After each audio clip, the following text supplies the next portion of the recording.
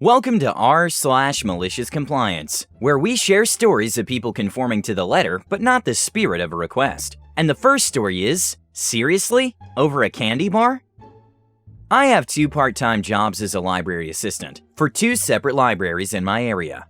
The first one is one of the best jobs I've ever had. It's a small library, but super fun. I love my coworkers, and my trustees are usually pretty cool. The second one, well, it's a larger library. My coworkers are super nice, but one of my trustees does not like me. I've been here almost a year, and she seems like she's out to get me. Well, yesterday kinda proved it. So one of our most frequently broken rules is that you're not allowed to eat in the library. You can have food in the conference room if there's an event or your staff. Here's the problem. I only work solo shifts, and the conference room is on the exact opposite side of the library. Seriously, the front desk is in the front left side of the building, and the conference room is in the back right. So if I go to eat my dinner in there and a patron, how we refer to customers because they don't really purchase anything, comes in, then it takes me a minute to reach them, or I risk them having to come find me because I didn't hear the bell on the door. So typically, I eat my dinner at the desk for maximum customer service. My boss, head librarian, understands this and has no problem with this as long as I clean up. Well, yesterday, one of my favorite patrons came in. He's super nice and owns an old-fashioned candy shop up the road. Now, he's tried to tip me before, but I have told him I can't because I'll get in trouble. So the last couple times he's been in, he's given me a candy bar as a thank you. Sometimes it'll be one he made. His caramel pretzels are amazing, but sometimes he just brings me a Snickers or something. He'll only bring me the pretzels and homemade stuff if they're fresh. Seriously, he makes the pretzels by hand and everything. Well, yesterday I helped him out, and per usual, he gives me a huge crispy heart chocolate because Valentine's is coming up, and he knows I'm quirky and love holidays. I come to work every day wearing a crocheted burger hat that my mom made me, and typically a nerdy dress or shirt. I'm not the kind of person who hides my geekiness. So he leaves and I sit at the desk to eat my candy, one happy little nerd, when in comes my trustee, who we will now refer to as entitled woman. I've just taken a large bite of my candy when she comes in and turns to the desk, where I'm sitting, and levels me with her glare and a smile worthy of a Batman villain, because she thinks she's got me. Entitled woman, what are you doing? Me, after swallowing my chocolate. Oh, I finished putting the books away and I was just about. Entitled woman, you can't eat out here. You have to eat in the conference room. It's policy. Me, internally going WTF, it's just a candy bar. Entitled woman, are you arguing with me? All food must be eaten in the conference room. It's policy. Me, but I eat at the desk all the time. Sue, head librarian, not a real name, said it was okay because I work alone, and that way I'm not running from the other side of the library. Entitled woman, you've done this before? Me, yes, Sue knows. Entitled woman, well then. She sounds totally offended and walks off to find a book, and I think it's over.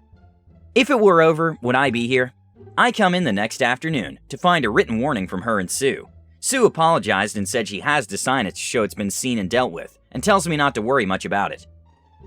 Oh no, I'm not worried about it. I'm so mad. Well, I began to sit and stew about this until I saw the note about the trustee meeting tomorrow night. Sue leaves me a note to remind me every month, so I know that I can't get to the microwave in the conference room, and to bring a sandwich instead of something hot. I'm fairly mischievous, and my dad is the king of malicious compliance, so I know exactly what I have to do. So last night, before I come in, I get all the fixings from the grocery store to make loaded nachos for dinner. Chili, cheese, the works. So I get into work and the trustee meeting has just started. And I know entitled woman has a big presentation for the meeting, so I sit and wait. When I start to get hungry, I politely knock on the conference room door and enter. Entitled woman had just started her presentation. Me, sorry to interrupt, I just need to make dinner since I'm not allowed to eat at the desk. Sue immediately clues into what's about to happen and shakes her head with a smile. I take it as my go-ahead for what I'm doing. Entitled woman, whatever, just hurry up. So I go to the microwave and start my work. You heat up the chili first, and while that's cooking in our very loud microwave, I start fussing with the chips, making as much racket as I can, and even though I have my back to her, I can feel the glare. Once my chili is done, I put the nachos in and microwave those next, while mixing in some chopped peppers from the supermarket, with the chili for a bit of extra crunch. Nachos beep loudly and I take them out. Whoops, not enough cheese, and not melted enough. Add more and in they go. This goes on a bit, and I'm finally done with my nachos. Entitled woman is fuming at how loud I am and it doesn't stop there. I sit in her vacant seat next to Sue, who is red in the face trying not to laugh, and I then start eating my nachos.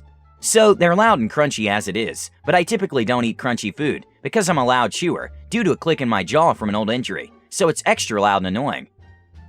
Entitled woman is red with anger, and I just sit happily eating the sweetest nachos I've ever tasted, until entitled woman's presentation is over and my plate is empty. I clean the dishes and go back to the desk with a smug grin.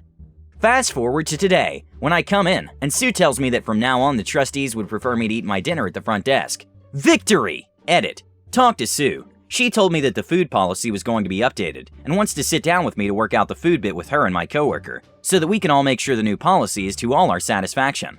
I know you guys aren't too happy with Sue, but who do you think explained to the trustees why quiet little local anime nerd was so rude and chomped through the meeting? Because as we all know with Karens, it certainly was an entitled woman.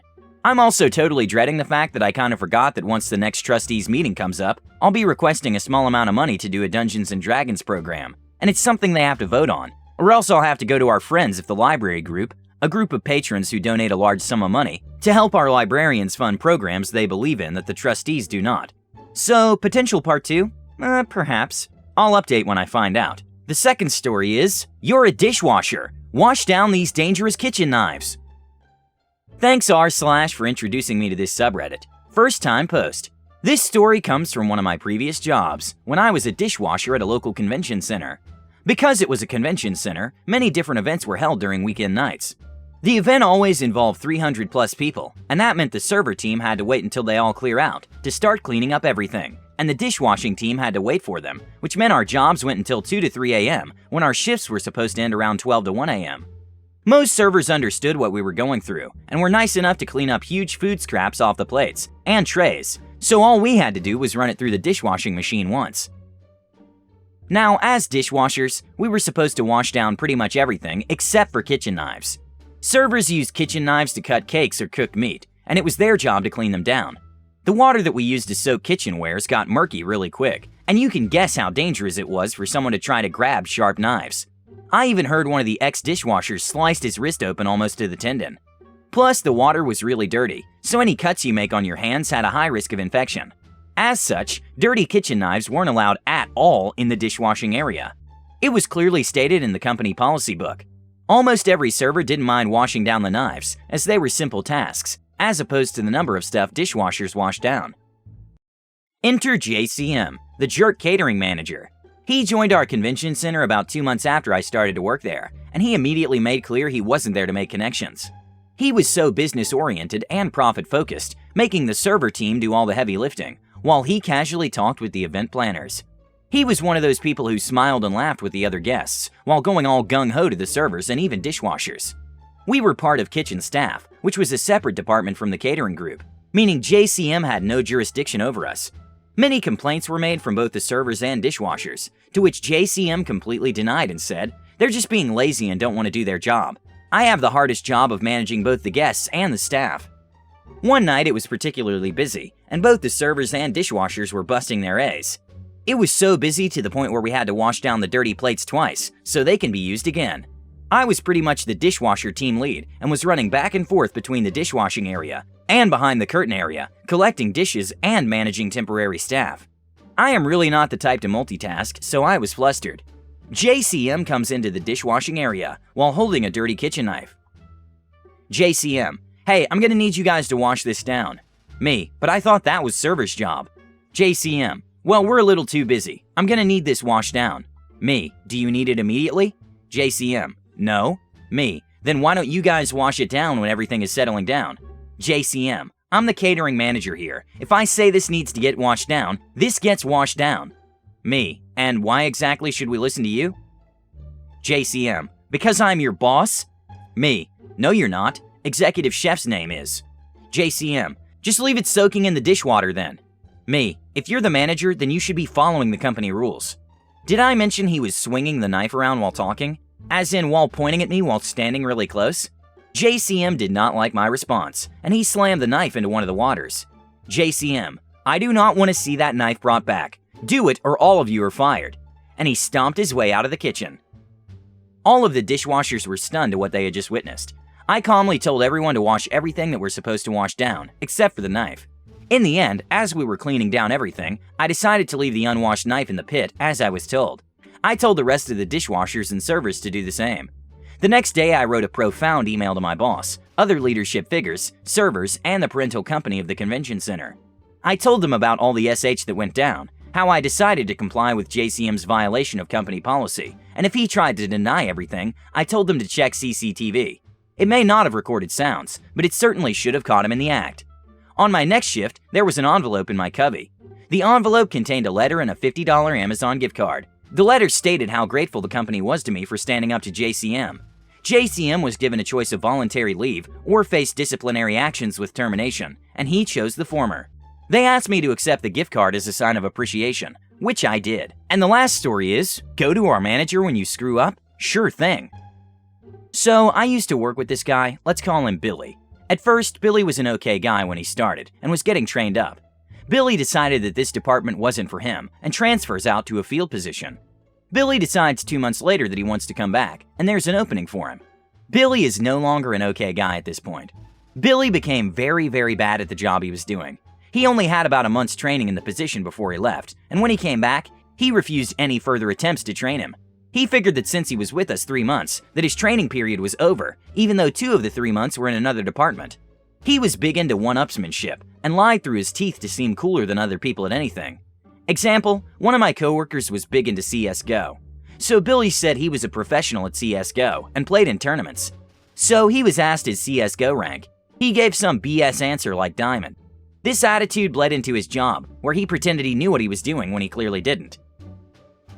On to the good old MC. Billy screwed up. A customer had an issue that Billy handled while he was the only one here.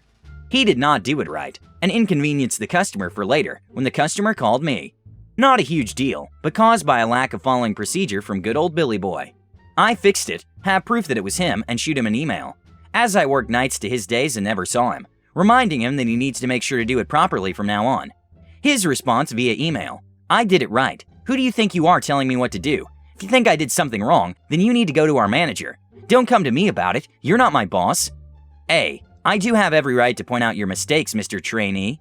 B. I do have every right to tell you what to do. While you're in training, I am your boss for all intents and purposes. You've been in the department for a total of a month and a half to my 2 years. I know what I'm doing far more than you. If I tell you you did something wrong, trust me, you did it wrong. C. Tell our boss? Oh, you got it. So begins my quest. I don't even have to try hard to find things that Billy is really effing up. Constantly failing to fill out information in a critical log? Check. Failing to follow procedure and screwing over customers? Check. Failing to do something that we're required by our contract with our client to do? Check. So every day my manager gets an email about him and all the screw-ups I find.